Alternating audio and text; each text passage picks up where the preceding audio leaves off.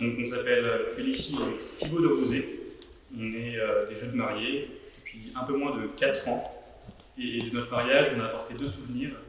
Le père Guillaume qui est là, qui a célébré la maison de mariage et qui a joué un rôle important dans cette histoire. Et le nouvel mariage, qui a également joué un rôle important et on va vous raconter également. On a 2 enfants, un petit garçon Georges de 2 ans et demi et une petite fille de 3 ans. De 3 mois. Et on avait une vie confortable à Paris. Moi je travaille à Issy-les-Moulineaux, je travaille toujours à Issy-les-Moulineaux, c'est au sud de Paris, dans l'informatique. Et Félicie s'occupait de diverses associations de façon bénévole. Voilà, depuis la maison, c'était vraiment tout confort. Et on a décidé il y a 1 an et demi de changer radicalement notre mode de vie en venant à Vaumoise.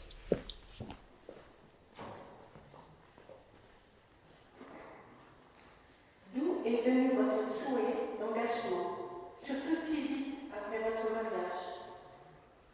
Alors, on s'est engagé à Lazare, dans l'association Lazare, à Vaumoise. C'est arrivé de manière totalement inattendue. Évidemment, pendant nos fiançailles, on avait parlé d'engagement, de mission, etc. On connaît tous Fidesco, etc. Donc, on en avait parlé avec Thibaut. Ça ne rejoignait pas vraiment ce qu'on cherchait. On n'était pas prêt à partir au bout du monde. Ce n'était pas notre mission, notre engagement. Ce n'est pas ce qu'on voulait. On savait qu'il y avait beaucoup de choses à faire à la porte de chez nous. Et donc voilà, on avait discuté de ça pendant nos fiançailles, et puis laissé un petit peu ce projet dans les mains du Seigneur en se disant si un jour il y a besoin de nous quelque part, il saura nous appeler. Et on en était resté là. On n'avait pas fait de plan, on ne s'était pas dit dans 1 an et demi, on quitte Paris, on prend nos valises, on va se mettre à la campagne, on prend les bottes. Voilà, rien n'était prévu. On a eu un jour un mail du père Guillaume, toujours le même. Alors avec un titre un peu accrocheur, ça devait être écrit quelque chose du genre pour ceux qui souhaitent donner du sens à leur vie. Un truc un peu dans ce genre-là, je ne sais plus exactement. Mais avec un titre pareil, je vous rassure, on ouvre le mail. Et donc voilà, j'ai lu le mail, j'ai reçu le mail, j'ai lu le mail, j'ai ouvert la fiche mission qui était dans ce mail, qui était en gros une fiche mission pour devenir famille responsable d'une maison Lazare, donc à Vaumoise, à côté de Crépy-en-Valois. Donc ça veut tout et rien dire, famille responsable, clairement. Donc j'ai regardé la fiche mission, je me suis un peu renseignée sur Lazare, et je trouvais ça hyper intéressant. Et je savais aussi que Thibaut était, je dirais, attiré par le monde de la galère. Donc c'est en fait la maison Lazare. On accueille des personnes en difficulté qui ont connu la rue notamment, dans des colocations solidaires. Thibaut vous rappellera tout ça après. Donc voilà, je savais que Thibaut était un petit peu attiré par ce monde de la galère. Et donc j'ai fini par lui en parler en disant regarde, c'est intéressant, moi ça me plaît, qu'est-ce que t'en penses?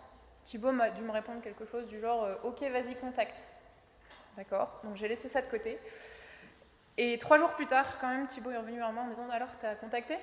Donc non, je n'avais pas contacté, parce que c'est quand même, vu la fiche mission qu'on a reçue, c'était quand même un engagement de couple et de famille, parce que ça engage un petit peu notre vie de famille, nos enfants qui vivent avec nous sur le site, etc. Et donc comme Thibaut est revenu vers moi, on s'est décidé, on a contacté. Et en fait, c'était vraiment une évidence, je pense, pour nous, cette mission, on y était vraiment appelés. On a quand même pris 15 jours pour réfléchir, à peu près, pour changer de vie, pour régler tout ce qui était détails logistiques. Thibaut travaillant dans le sud de Paris, nous on s'installait donc dans le nord de Paris, il fallait qu'on règle les trajets, voilà. Et puis aussi on avait besoin d'être un petit peu challengé par nos familles et nos témoins de mariage notamment, on avait contacté en disant mais voilà, nous on a ce projet mais posez-nous des questions parce que nous on n'en a pas, c'est évident en fait. Donc il y a eu 2-3 questions mais franchement rien de transcendant. Et donc voilà, en 15 jours, on a pris cette décision de quitter notre petite vie confortable dans un petit appart parisien pour venir mettre un peu les mains dans le cambouis à Vaumoise. Et on ne regrette pas.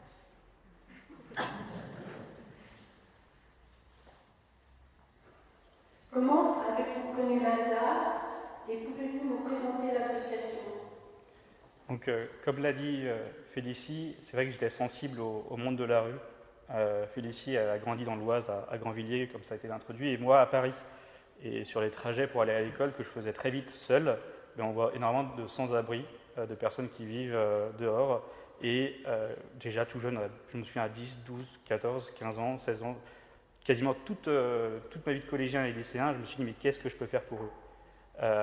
J'ai rien à faire. Donc quand j'ai commencé à travailler, ben, je me suis dit ben, je vais donner à des associations comme ça. Et je m'étais un peu engagé aussi avec l'aide d'un ami dans une association qui s'appelle Hiver Solidaire. Hiver Solidaire, c'est 3 mois en hiver, des paroisses un peu partout en France qui ouvrent leurs portes pour héberger des personnes qui en ont besoin pour éviter de passer la nuit dehors. C'est sur une paroisse, ça peut être de 2 personnes à 10 personnes grand maximum, et il y a une armée de bénévoles, une centaine de bénévoles qui viennent se relayer pour les cuisiner pour eux ou avec eux le soir, dormir avec eux et petit déjeuner. Ça dure 3 mois et je m'étais engagé donc plusieurs années pour Hiver Solidaire. Et à un moment, alors que ma famille connaissait mon engagement, j'ai mon grand-père qui a vendu sa maison à l'un des responsables de Lazare. Je ne connaissais pas Lazare et il m'a questionné en me disant « mais est-ce que ça dit quelque chose? Ça pourrait t'intéresser ». Donc c'est la première fois que j'ai entendu parler de Lazare, c'était avec cette transaction immobilière loin finalement du monde de l'art. Et du coup, derrière, arrivait donc la proposition pour Lazare. Et on s'est engagé, donc on avait creusé un peu plus, comme vous l'avez expliqué Félicie, on s'est engagé. Et donc la finalité de Lazare, c'est de pouvoir faire cohabiter des personnes qui ont besoin d'un abri et d'autres personnes qui sont à l'abri du besoin sous un même toit. C'est non pas fournir un toit à ceux qui n'en ont pas, c'est vraiment apporter un cadre familial, un esprit de famille, de vie, avec un rythme, avec des activités, comme on peut avoir en famille, comme on peut avoir dans d'autres communautés, mais avec des personnes, avec des mondes qui ne sont pas amenés à se croiser, à se rencontrer et à vivre ensemble. Donc à Lazare, on a un cadre qui peut être plus ou moins flexible, comme dans les familles, on peut avoir des cadres familiales plus ou moins flexibles, avec des temps en commun, des repas en commun, des temps de prière, des repas partagés, une maison qui est ouverte sur l'extérieur, pas mal d'activités qui nous occupent et qui permettent à ces personnes qui ont besoin d'un abri de retrouver une famille, de retrouver, souvent c'est ce qu'ils recherchent, c'est la joie de vivre, c'est se rattacher à quelque chose de plus concret que uniquement des murs et un toit, la demeure, comme pourrait en parler François-Xavier Bellamy, qui est au-delà que la maison, c'est vraiment tout ce qui tourne autour de la maison et que l'association fournit. Donc l'association Lazare a été créée, on vient de fêter les 10 ans cette année. Ça vient d'une autre association qui s'appelle l'Association pour l'Amitié, l'APA, c'est sa sœur jumelle qui est à Paris, qui existe depuis 15 ans. Et Lazare développe ses maisons un peu partout en France, donc il y en a une dizaine sur le territoire français et quelques-unes à l'étranger. Il y a Mexico, Bruxelles et Madrid. Et on est en négociation avec le Vatican pour en avoir une là-bas. Et dans ces maisons, on fait cohabiter, c'est principalement donc les personnes qui sont à l'abri du besoin, c'est principalement des jeunes actifs, des étudiants, des jeunes volontaires. Et dans chaque maison, il y a entre 1 et 2 familles qui coordonnent cette maison. Donc à Vaumoise, c'est la seule maison qui est à la campagne. Il n'y a pas de jeunes actifs parce qu'il n'y a pas beaucoup d'emplois à Vaumoise. C'est 1000 habitants, je crois, à peu près. Ce qui fait qu'on est seul avec notre famille à faire tourner la baraque, accueillir des personnes, soit sur du court terme, soit sur du plus long terme. Et les personnes viennent à Lazare pour un temps. Les plus courts séjours, c'était quelques mois, il y en a qui sont arrivés depuis la création de Lazare à Vaumoise et qui souhaitent finir leur jour dans l'association parce que c'est ce qu'ils recherchent. Il n'y a pas de contrat de fin, c'est vraiment on vient selon les besoins. Si ça correspond à ce qu'on recherche, à ce moment-là, on est bien dans l'association. Merci. Quelle est votre place à Lazare et pouvez-vous nous décrire la journée type? Alors, nous, à Lazare, on est famille responsable. Donc, tu l'as un petit peu expliqué. Thibaut, nous, on vit en communauté avec les gens qui vivent sur le site. On a notre maison séparée du reste des colocations. On vit donc en famille. Et on a pour mission de vivre avec nos colocs. Ça implique plusieurs choses, mais notamment, on est là pour offrir un cadre familial chaleureux. On est là pour donner de l'amour à nos colocs, donner du respect aussi. Nos colocs, nous on n'a pas de jeunes pros, mais on a donc des personnes qui ont connu la galère. Il y a plusieurs formes de galère, mais par exemple la galère de logement. Et souvent, c'est des gens qui ont un petit peu perdu confiance en beaucoup de choses. Et donc, voilà, leur apporter de l'amour, du respect, ça les aide à se relever. Certains reprennent la route et ensuite reprennent une vie plus normale. D'autres resteront toute leur vie à Lazare. Donc voilà, nous on offre un cadre familial. On est là aussi pour s'assurer que tous adhèrent au cadre Lazare. En fait, quand on entre à Lazare, on accepte un projet. On ne prend pas un logement avec une clé et point. En fait, il y a beaucoup de choses derrière ce projet, notamment la vie en communauté, vivre des temps fraternels, etc. J'en reparlerai après. Et on a aussi un rôle assez important, nous, assez difficile, je dirais plutôt. C'est l'accueil des nouvelles personnes. En fait, on est chargé de recruter les personnes qui vont entrer dans notre maison. Donc on peut avoir une assistante sociale qui nous appelle et qui nous dit « Moi j'ai un gars qui vit dehors, est-ce que vous pouvez le prendre ?» On ne peut pas dire oui comme ça, c'est pas possible. Il y a quand même une certaine démarche qui est nécessaire. C'est-à-dire qu'un gars qui vit dehors, s'il n'est pas prêt à vouloir remonter la pente, on ne pourra pas le faire à sa place. Donc on peut aider quelqu'un qui est prêt à se faire aider. Et donc ça, c'est notre mission, c'est de pouvoir définir s'il est prêt et si Lazare peut lui correspondre et ne lui fera pas plus de mal. On en a vu des colocs qui sont sortis presque plus mal du projet parce que ça ne leur correspondait pas. Donc nous, on est là pour juger un petit peu.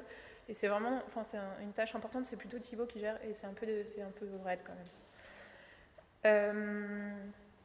Une journée type, moi je reprendrai une des phrases de l'évangile de notre mariage, « À chaque jour suffit sa peine ». Il n'y a pas de journée type, c'est pas possible.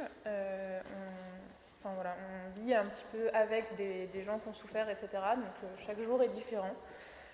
Il y a quand même des choses qui reviennent, notamment les dîners le vendredi soir où on mange tous ensemble en maison, l'adoration le mercredi.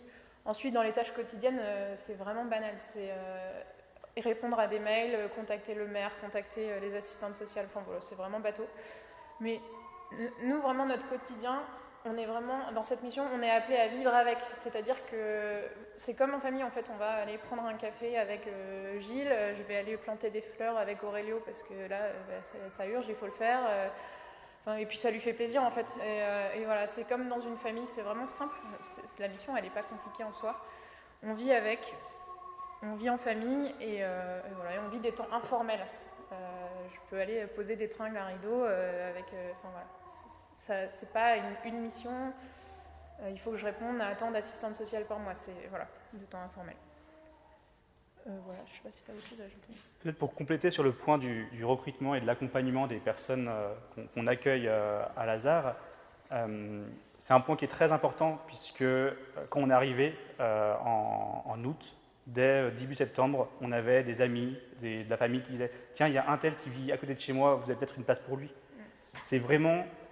venir vivre avec d'autres personnes en colocation, d'autres personnes qui ont connu des galères différentes ou qui ont connu la même galère, et des personnes qui n'en ont pas connu. C'est vraiment quelque chose qui doit venir de la personne. C'est vraiment son projet et il doit être initiateur. Et derrière, c'est également les aider de les refuser. On a refusé pas mal de candidats en disant mais là, il en a vraiment besoin, mais on sait que si on va l'accueillir, il va vraiment casser la maison, on ne va pas pouvoir retrouver nos colocs, il y en a qui vont ressombrer dans l'alcool.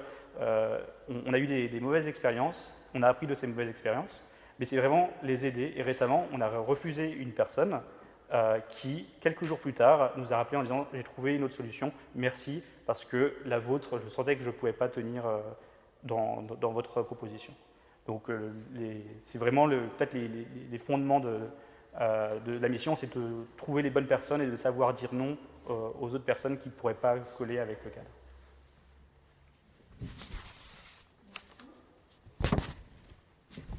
Le Père Caffarel dit « Communauté de prière et communauté missionnaire sont comme le recto et le verso du foyer, communauté d'amour. » En quoi cette affirmation résonante? Alors ça, c'est quand même une question un peu difficile. On a basé notre famille et notre mission sur des piliers. Je pense qu'on est un petit peu tous pareils. Et on a notamment choisi l'amour et la prière. Et franchement, si dans notre vie il n'y avait pas un peu d'amour et un peu de prière, on ne serait jamais venu à vos mois. Enfin, on n'aurait jamais pu tenir. Ou en tout cas, on n'y serait plus aujourd'hui. Je vais commencer par l'amour. Si dans notre quotidien, on veut pouvoir aimer les autres et l'aimer à leur juste valeur, et aimer nos colocs qui nous sont confiés par le Seigneur, il faut que nous, on ait déjà une bonne base d'amour pour pouvoir en donner. Je pense qu'on est tous d'accord. Si je suis aimée par mon époux et si dans mon foyer il y a un peu d'amour, je vais pouvoir transpirer cet amour et en donner à ceux qui en ont besoin.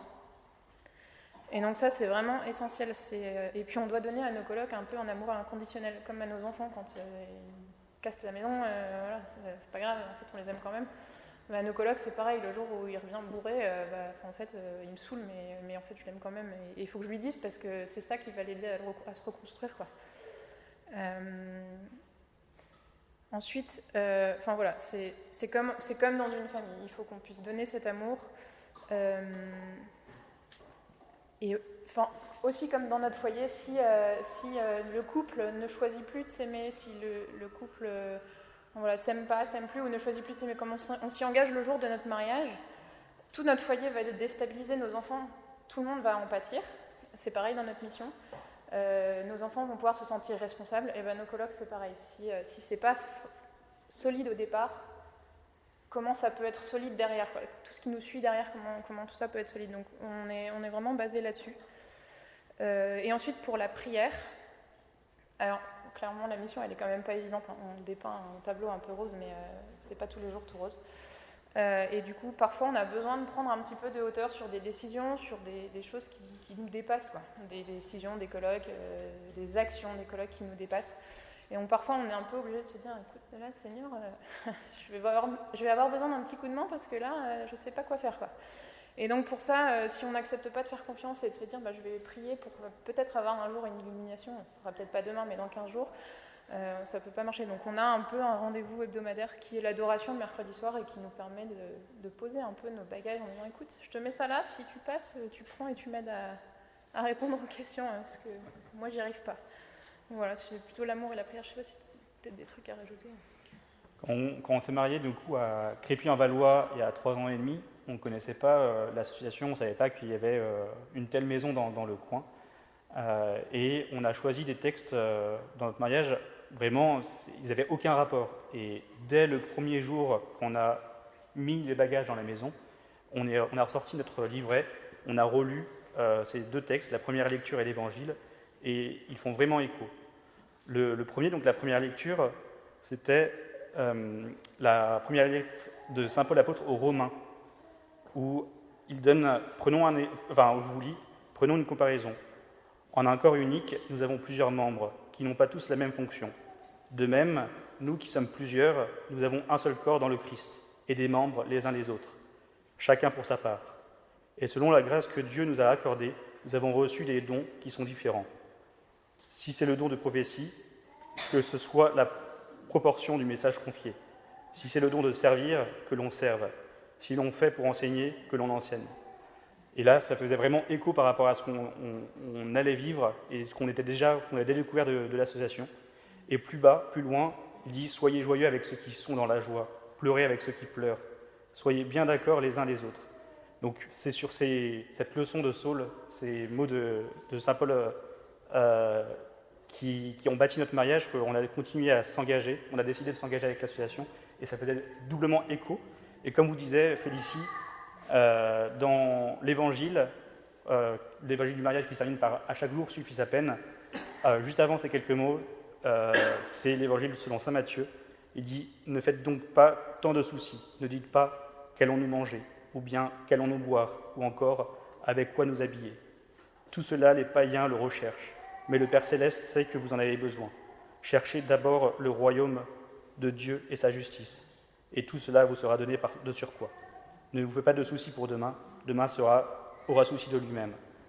Et donc ces 2 textes, vraiment au quotidien, toutes les semaines, quand on est arrivé, on a repris la suite d'une autre famille, et qui nous a dit, vous allez voir avec la mission à Lazare, on peut écrire un livre. Et effectivement, chaque semaine, c'est un nouveau chapitre. Et on a de quoi, on a de la matière pour pouvoir écrire un livre de 50 chapitres par an. Et ces deux textes, cette lecture et cet évangile, font doublement sens dans cet engagement et dans cette association.